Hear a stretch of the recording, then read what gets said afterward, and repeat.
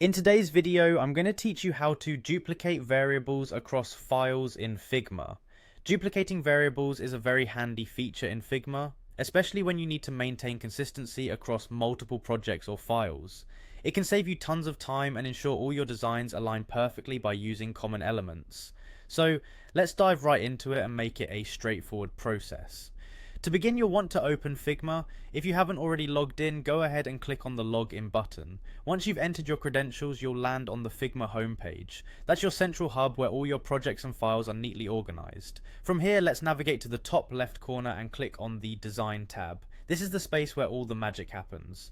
Once you're in the design interface, make your way to the variables section. Now, if you're new to Figma or just warming up to using variables, variables are akin to reusable components that help you store, manage, and apply consistent design elements across your projects. They are an incredible asset in ensuring uniformity across every design stage. Now, find the variables panel. It's typically on the right side of your interface. This is where you have a list of all the variables available in your current design file. If you haven't created any variables yet, this is a great place to start. Simply click on the Create Variable button. Enter a name and value that makes sense for your design. Think of these variables as little code snippets that keep everything organized and consistent. Now that you have your variable ready, it's time to duplicate it. Right-click on the variable you want to reuse across different files. This will open a context menu with various options. But for now, we are interested in the duplicate variable option.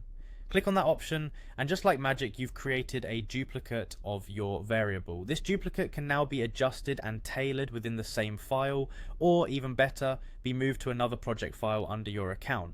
With this functionality, you can dramatically improve your workflow by maintaining a tidy, well-managed, and unified approach to your designs across all platforms. And there you have it, you've just learned how to easily duplicate variables across files in Figma. This process streamlines your design workflow and helps you focus more on creativity rather than repetitive adjustments.